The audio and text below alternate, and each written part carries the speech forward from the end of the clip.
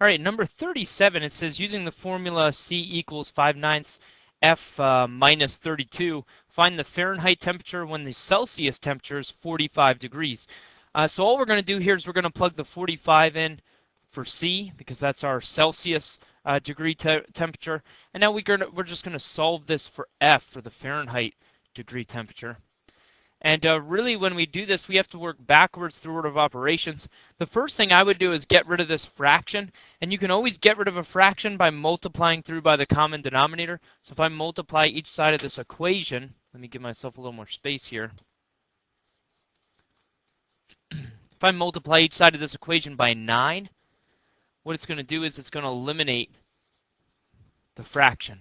So over here, I've got the 45 times 9. Which gives me a 405.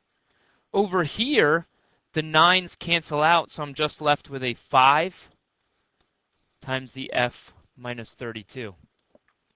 And now from here, I've got two options. I can either divide each side by the 5, or I can distribute and go from there.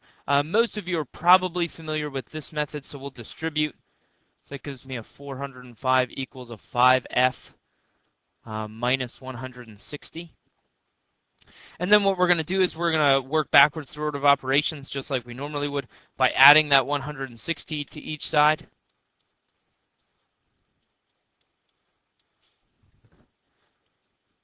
$565 equals the 5F.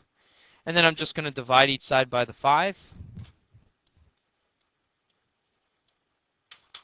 And I find out that F equals 113, and that was degrees, so 113 degrees Fahrenheit. Okay. For number 38, it says Mr. Smith expects to pay $19,400 in taxes. This is no more than 1/3 of his salary. What is his least possible earned income? So what they've given us here is essentially we're setting up an inequality. It says that the 19,400 is no more than, which means it's less than 1/3 of his salary. So 1/3 times his overall salary. Since I don't know what that is, I'm going to call his salary X. So I'm going to say 1/3 times X. And really, there's a little bit of wiggle room here in terms of it says it's no more than 1/3 of his salary, which means it could be equal to, so we're going to call this less than or equal to. And now to solve this, again, to get rid of any fraction, we just multiply through by the denominator. So I'm just going to multiply each side by this 3. I'm going to multiply this side by the 3. I'm going to multiply this side by the 3. And what happens, again, the 3's cancel out, just leaves me with an X. Over here, 19,400 times 3 gives me a 58,200. So we find out that 58,200 is less than or equal to X. In other words, X is greater than or equal to 58,200. So the minimum that his salary would have to be is the 58,200. It would have to be that or more. Okay?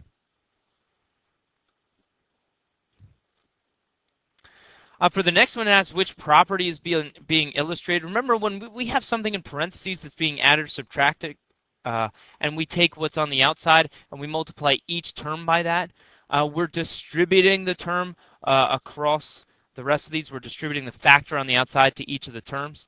And that's called our distributive property.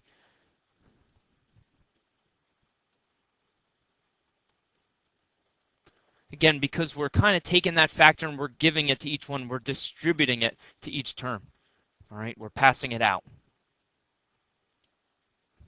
For the next one, it says, which employee has the highest hourly rate? Keep in mind that they do not get paid for lunch. So if we look, we've got the total hours that each employee worked. We've got their lunch hour, which, again, they don't get paid for lunch. And then we have their pay before taxes. And so really what we want to do here is we want to find out what their hourly rate is. So we have to figure out first how many hours they worked. So if I start with Scott here, the total hours worked was 42.5. and the lunch hours added up to 3.5. So even though he was at work for 42.5 hours, we have to take away the 3.5 that he had for lunch. When I subtract that, that gives me a 39. So that's how many hours he worked. And then the pay that he got before taxes was the 645.6. And what I'm going to do here is if I want his dollars per hour, then I have to take the money and divide it by the hours. So the 645.60 and divide it by the 39, how many hours he worked. So I'm going to go ahead and divide this, the 645.60 divided by the 39, and it looks like he makes approximately $16.55 an hour. And then I have to do the same thing with Mike. Again, Mike was there for the 38.75 hours, but he took 2.75 hours for lunch. So really he only worked for 36 hours, so I'm going to take his pay and divide it by 36. So the 629.7 divided by 36. So he made approximately $17.49 per hour. And then I take Todd. Again, Todd worked for 40.5 hours. He was at work for that long. But we have to take away the time he took for lunch because they don't get paid for that. So he worked a total of 37.25 hours. So I divide his overall pay by the 37.25, so 641 divided by the 37.25. That gives me a 17.21. And then the last one, it's a 40.25. Again, we have to take away the 4 hours that they spent for lunch. So that's a 37.25 as well. And again, we're going to take that overall pay, the 647.50, and divide it by the 37.25. And it looks like he made approximately 17.38. Okay. So when we look at these, and we look at each of their hourly rates, looks like Mike has the highest at $17.49 per hour. Okay, so it looks like Mike gets the highest pay per hour. Okay. Taking a look at number 41. In number 41, we have to solve the system of equations. And so for this one, I would solve this one by substitution because there are two methods of substitution and elimination. Substitution, we solve one of the equations for one of the variables. And when we look at this problem, it's already solved. The second equation is already solved for y. Y equals this whole thing. And so what we're going to do is we're going to take that and we're going to plug it in for y in the other equation. So what I had was 3x plus 2 times y equals 18. But instead of y, I'm going to plug in that entire equation that y is equal to, which is the negative 2/3 x plus 12. So I plug that entire thing in for y, and now I'm going to simplify this thing. I'm going to solve it for what's left. I'm going to solve it for the x. So the first thing I'm going to do is I'm going to distribute this 2 to each term to get rid of these parentheses. That's going to give me a 3x minus 4/3 x plus 24. And now from here I've got a couple options. I could get common denominators in order to add these x values together. But the easiest thing to do, and the nice trick that we can do here, is I can multiply through by the common denominator to get rid of the fractions. You can always get rid of fractions by multiplying through by the common denominator. So I'm going to multiply everything by 3. Whatever I do to one side, I have to do to the other side. Over here, that 3 gets distributed to everything. So that's going to give me a 9x minus, when I multiply by the 4/3, the 3's cancel, leaves me with a 4x, plus, that's going to give me a 72. And then I have to do the 18 times 3 on the other side, which gives me a 54. And now I can finish solving this thing. Now it's easy to solve. I combine like terms. That's going to give me a 5x.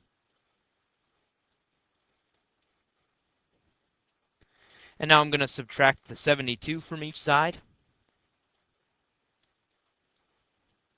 So I find out that the 5x equals a negative 18. And now I just divide each side by 5. So I divide each side by 5. And really, this is already set up as a fraction. X equals a negative 18/5. And I'm just going to leave it that way.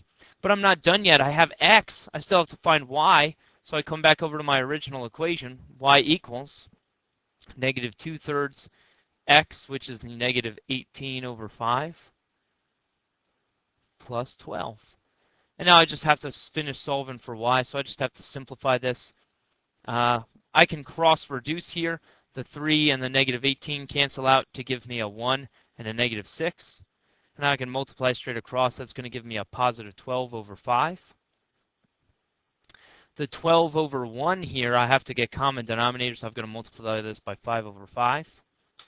So I find out that y equals 12/5 plus 60/5, which is going to give me a 72/5.